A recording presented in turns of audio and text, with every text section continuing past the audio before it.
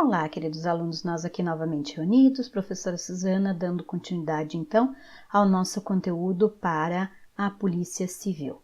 Hoje, então, dando continuidade em relação ao tópico que nós estávamos trabalhando na aula anterior, nós continuamos trabalhando a inserção da polícia dentro do capítulo da Constituição, que é da defesa do Estado e das instituições democráticas. E o item específico é agora que nós temos na Constituição e que é questão de prova, é então a diferença do estado de sítio e do estado de defesa. Nós vamos então separar em 2 vídeos esse tópico em função dos detalhes que nós temos cobrados nas questões de prova sobre este item. E depois vamos resolver questão de prova para mostrar como eles juntam tudo isso numa questão só. Então, vamos acessar os nossos esquemas para mostrar primeiro a relação da diferenciação do estado de sítio e do estado de defesa. Bom, vendo então o nosso primeiro esquema aqui, tá? Que é exatamente o primeiro item que é confundido em termos de questões de prova, que é a diferenciação entre estado de defesa e estado de sítio. Só que nós podemos visualizar que o estado de defesa só tem um artigo na Constituição. Quando se fala em estado de sítio, tem um artigo, mas ele está subdividido em 2 itens. Então, nós temos o estado de sítio do artigo 137, inciso 1, e temos o estado de sítio do artigo 137, inciso 2. Então, essa é a primeira confusão, porque estado de defesa só existe em uma situação, uma hipótese. O estado de sítio, ele existe em 2 hipóteses diferentes, e a confusão vai ser exatamente colocando o estado de sítio de forma genérica. Não, o estado de sítio, ele nunca vai ser genérico, sempre utilizado da mesma maneira. Vai depender se estiver falando da transformação do estado de defesa, que é o caso do artigo 137, inciso 1, ou se estará falando do estado de sítio do artigo 137, inciso 2, que é o caso de guerra declarada. Tá? Então, estado de sítio em caso de guerra declarada, que é o 137.2, ele é diferente do caso do estado de sítio do artigo 137, inciso 1. Então, eu primeiro preciso ter bem claro essa noção diferente. Então, vamos lá. Vamos ver esses detalhes, então. O caso do estado de defesa, tá? Tanto no caso do estado de defesa como no caso do estado de sítio, vai ser necessário ouvir o Conselho da Defesa e o Conselho da República. Mas ouvir não significa que tenha vínculo, subordinação. O presidente escuta, mas ele não é obrigado a seguir o que os conselhos deliberam, tá? Mas vai ser igual para os 3.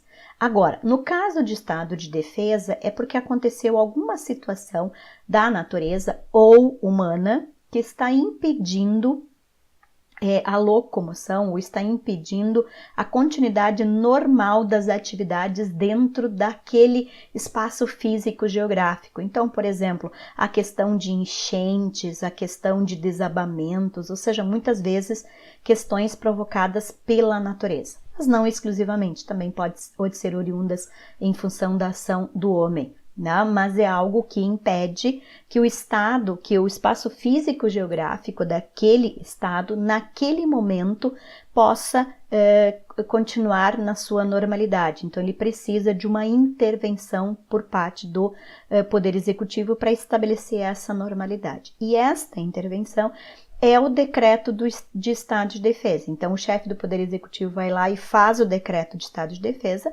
ele o fez, ele encaminha esse decreto para o Congresso Nacional em 24 horas, e o Congresso Nacional, então, tem 10 dias para apreciar este decreto do chefe do Poder Executivo, através do quórum da maioria absoluta. O Congresso Nacional, então, vai emitir um decreto legislativo, que é o nome do ato legislativo, que o Congresso Nacional vai gerar em função deste decreto que foi feito pelo chefe do Poder Executivo.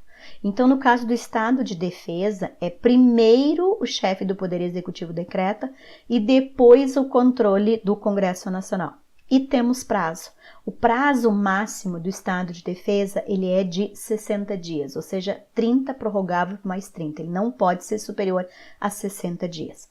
Já no caso do estado de sítio, é a transformação do estado de defesa no caso do artigo 137, inciso 1. Por isso que continua o mesmo prazo, 30 prorrogável mais 30. Então, dizer genericamente que o estado de sítio não tem prazo não está correto. O estado de sítio, no caso de transformação do estado de defesa, tem prazo sim, e é o mesmo prazo. A diferença é que no caso do estado de sítio, primeiro o Congresso Nacional autoriza para que depois o presidente da República decrete. E continua sendo o quórum da maioria absoluta pelo Congresso Nacional. Só que a diferença é que no estado de sítio, na transformação do estado de defesa, primeiro é o decreto legislativo do Congresso Nacional e depois o decreto do presidente da República. No caso do estado de sítio por guerra declarada, que é o artigo 137, inciso 2, a única diferença para o estado de sítio do 137.1 é o prazo. Porque no caso do estado de sítio por guerra declarada, eu não tenho prazo, ou seja, é sem limite de prazo, né? Enquanto que o estado de sítio do artigo 137, inciso 1, que é da transformação do estado de defesa, ele tem prazo definido. Então, essa é a principal diferença dos dois, porque o restante dos itens vão ser iguais. Também passa pelo Conselho da República e pelo Conselho da Defesa. Também, primeiro, o Congresso Nacional decreta, faz o decreto legislativo autorizando o chefe do Poder Executivo a emitir o decreto. E essa decisão do Congresso Nacional vai ser pela maioria absoluta, tá?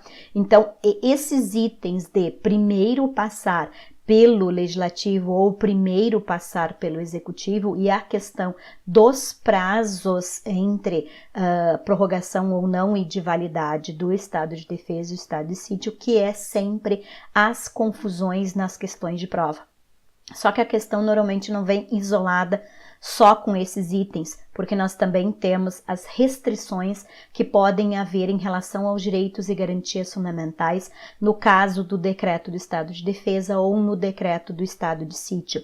E este ponto nós vamos trabalhar no próximo slides, ou seja, no nosso próximo vídeo, nós vamos então dar as dicas em relação a estas restrições para que a gente possa resolver a questão de prova. Então, a dica de hoje é a diferença de estado de sítio e estado de defesa em relação à necessidade de passar pelo legislativo e passar pelo executivo.